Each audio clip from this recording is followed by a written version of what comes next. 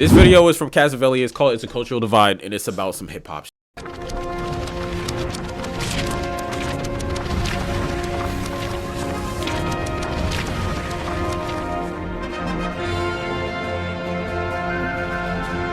With the fall of the nation of Drizlam, hip-hop has finally The nation of Drizlam been restored to its natural order, balancing both content and commerce, not in opposition, but in harmony, setting the stage for a new ruler, Avatar Oklama, being crowned the leader of this cultural shift. Why are they calling him Oklama? I don't get it. He's just Kendrick with Osama? Like, bro, like a narrator for the anime? That's what I was thinking. He sounds like the guy from Hunter x Hunter. The Dot Era, giving rise to new stars such as the Swamp Princess to bloom and flourish under this new regime. Together, with the backing of the Rock Nation Empire, Master Baudelaire, the West Nation, Master Baudelaire, and the infamous, newly reunited Thornton brothers, the game. Hey, don't disrespect the DMV now. They from the DMV. They repping us. They repping us nicely. They repping us well. Shout out to Clips. Game can finally rest at peace, knowing there are mighty Avengers out there ready and willing to protect it by any means necessary. And everyone lived happily ever after.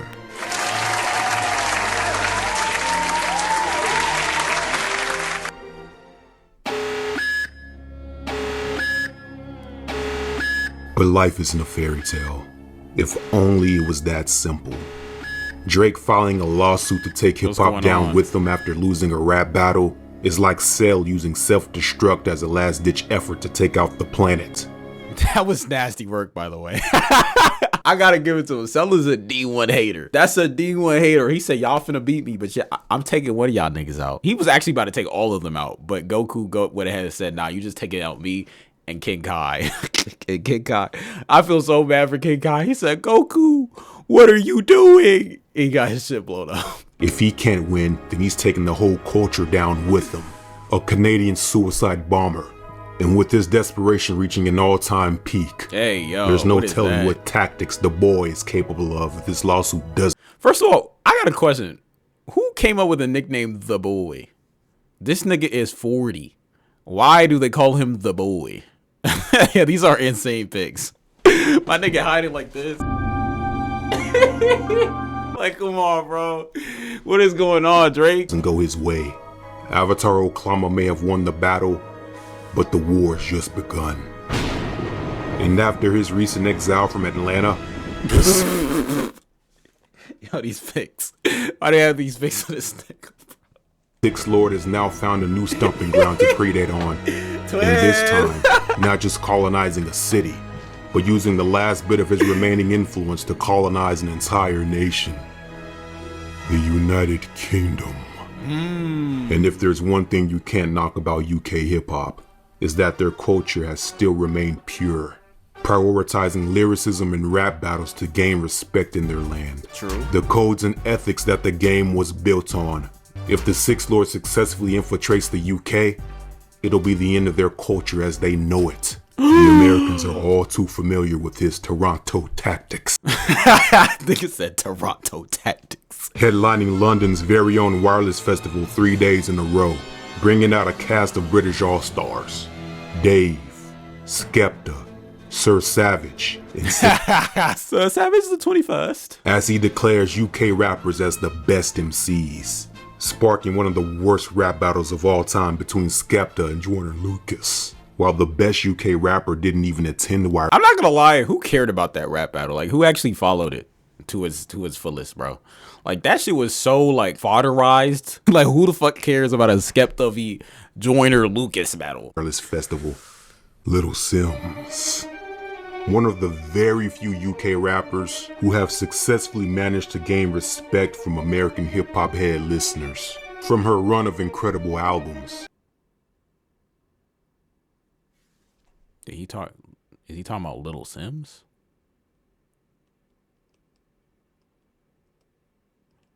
Regardless of the accent, what better way to step on our regardless of the accent? then by Lil Simz and K-Dot making a splash with a collaboration of their very own. Not only would this be they said Lil Simz good though. Nah, don't get me wrong, because I know niggas finna come after me for this reaction.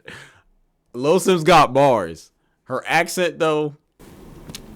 Great moment for the UK scene, but it would foil his plans and his tracks. But it's not just the United Kingdom that's being targeted. Uh-oh. After his recent fallout with Black America, the boy has fully tapped into a new allegiance to do his bidding. It's just the way she talks. I know. It irks me. I'm sorry. The Streamer Boys. Bringing all the social rejects. Why didn't he put me up there? Bro thinks he making the team. Alright, Chubbs. I didn't need that. You know what I'm saying? Like, we didn't have to do that. You know what I mean? Like, a nigga can dream, right? You know what I'm saying, Chubbs? I'll just play it. His propaganda at light speed. With Aiden Ross by his side. Ew. Drake is once again. I'm not gonna lie, bro. Are y'all tired of Aiden Ross, bro? Every time I see him, it's never a good clip. Every time I'm on Twitter and I see like a clip of him, it's always some like he's in some sort of drama. Like, do niggas still fuck with him? Like, what? I hate Aiden Ross. He's always defending racism. See? Why would Drake align himself with the known racist? Like, or the guy who's known to defend racism? Like, that doesn't make sense. Again, shooting to make a comeback to revive his 14-year winning streak. Iceman will be Aubrey's last shot to prove that he's still got it since having his powers. Oh, when is he dropping Iceman? I will react to that. No cap, I will actually react to that. We might actually react to that on the Trikage channel. Taken away back in 2024. A career based on perception of numbers is like building a house on sand. And our boy Travis Scott had to learn that the hard way. Attempting to eclipse the Clips by surprise dropping a half-baked compilation album on their release week. Despite its high sales, Jack Boys 2 fell through to live up to the high demands. Jack Boys 2? Can someone give me a stinky? That's, bro, Jack Boys 2 is garbage. Jack Boys 2, we have a stream where we reacted to it live on Trikage. Garbage. Thank you, Pokeballs. Garbage album, bro. There's not a single song I liked on that album, bro. When Kai Snack gave it a 9, I was like, oh yeah, I can't listen to any of his opinions anymore because that shit is disgusting. I never listened to his opinions, but I can't even give him like a grace. I used to give him grace, like, oh, you know what I'm saying? He don't really listen to hip hop, but you know, he tries. He wasn't trying. He's not trying, bro. That's pandering shit. Terrible album from Travis Scott, bro. Horrible, bro. Only proving how much of a masterclass Let God Sort 'Em Out is by comparison. This is a rapper's rap album. And Clips have reportedly sold a total of 113K units its first week, topping Lil Wayne's The Carter 6, which just dropped a month prior. They don't cater to radio. They don't chase trends, and they for damn sure don't sing hooks, which makes the mainstream numbers they're pulling off all the more impressive, matching the sales with the quality to back it. Sometimes the tour is really... Nah, Clips, they deserve their flowers. Shout out to Clips, bro. They actually deserve their flowers, bro. No cap. POV, bruh. Perfect. That's my shit right there. Especially Malice. Yeah, Malice went crazy on that shit, bro. He went crazy, especially for not rapping for so long and then just coming on and being damn near the best person on almost every single track. It's crazy, bro. The Thornton brothers have set a new bar with so far the most critically acclaimed rap album of 2025. And if there is anyone that deserves a Pulitzer, it's Malice. Dum diddy dum diddy dum. We preed it. Dum diddy dum. Now that they're back reunited, their run as hip-hop's elder statesman is only getting started. While Jim Jones has to sit and watch everyone rave over chains and whips as he runs from the spirit of repossession. Yeah, the tides are shifting, but the fight is still on. With all this tension and chaos running amok. Yeah, Malice's verse on Community, and that's on Jid's album. It's insane. It's so good. It's probably it is the best verse on that whole album. And that it's not like that whole album has bad verses. It's just that verse is so good, bro. There seems to be a new challenger who is itching for all the smoke. Hey. The Wicked Witch. What? Chun-Li. TDE has been on a legend. Stinky. There was one point where she was on top of everything, but now it's like the most you hear about her is she's crashing out on Twitter, bro. Oh no, Nicki Minaj is crashing out on Twitter again. Like it's like Team Rocket. You know it's gonna happen, bro. They said her ego is a massive problem. That's a fact, bro. It's so crazy. Because if she had just worked with some of those artists, that women rappers that came up, yeah, then like she would not be in this position. She'd probably still be in like a higher position. She'd be much more respected, and on top of that, she would probably like get a lot more flowers than she does. People outside her fandom, they don't really respect her anymore because of all the BS that she's done and her husband shit, but we don't have to get into that. Legendary hot streak with the massive success of SZA, co-headlining a world stadium tour with an almost diamond certified album to match, and fellow signee Doechii becoming the highest streamed female rapper of 2025 after taking home the Grammy for Best Rap Album. In most cases, everyone would be happy. Everyone but Nicki. If there is one thing about Chun-Li, she is territorial as fuck. Since Megan Thee Stallion, who was managed through Roc Nation, dropped her scathing record Hiss, a diss towards Nicki Minaj, Onika has made it her life's mission to end Jay-Z along with Roc Nation. You on a first name basis? By any means. And that goes for anyone standing with them.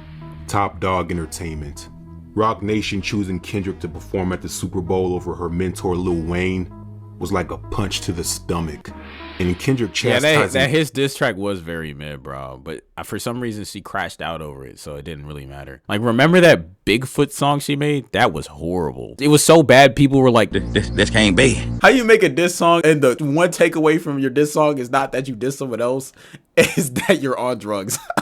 Wayne for his public outcry on whacked out murals didn't make it feel any better. While watching her Young Money counterpart Drake have his legacy destroyed by the same rapper. And then there's Doechii, another female rapper, who Kendrick Lamar stamped as the hardest in the game. And not only Doechii, who is more relevant than her at the moment. I gotta give Lil Simz the nod over Doechii right now. I do. I know you're gonna be like, but you were hating on Lil Simz. I was. But also achieved something that she's been praying for her entire career.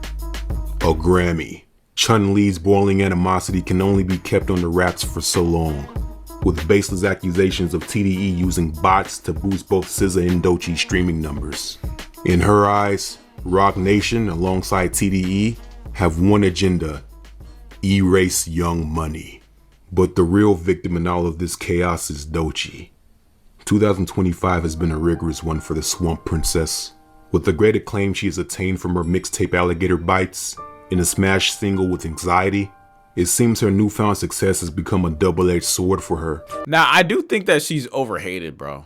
I really do think Doechii's overhated. She got success, and now everybody's like, oh, industry plan and thing. And that could be true, but if you actually listen to her music, she's like a decent artist. She's not a bad artist. She's actually solid. So like to call her a like industry plan and all this, it's like, I get it, but like, come on, guys. Come on. With the new hate campaign tailor-made for her every week. Facts. From some of the loudest voices in pop culture, whether it be Aiden Ross, Kanye West. And what the hell does Aiden Ross know about hip hop, bro? Boo this nigga, bro. Get that nigga out of here, bro. Nicki. Anxiety ruined her PR. Yeah, it wasn't a great song. And it blew up out of nowhere. I don't know who the fuck was listening to that, but that song is literally the definition of co-worker music. We just have to be honest. I like Doechii. We have to be honest. That shit is co-worker music. Minaj, DJ Academics, and the bulk of social media in general.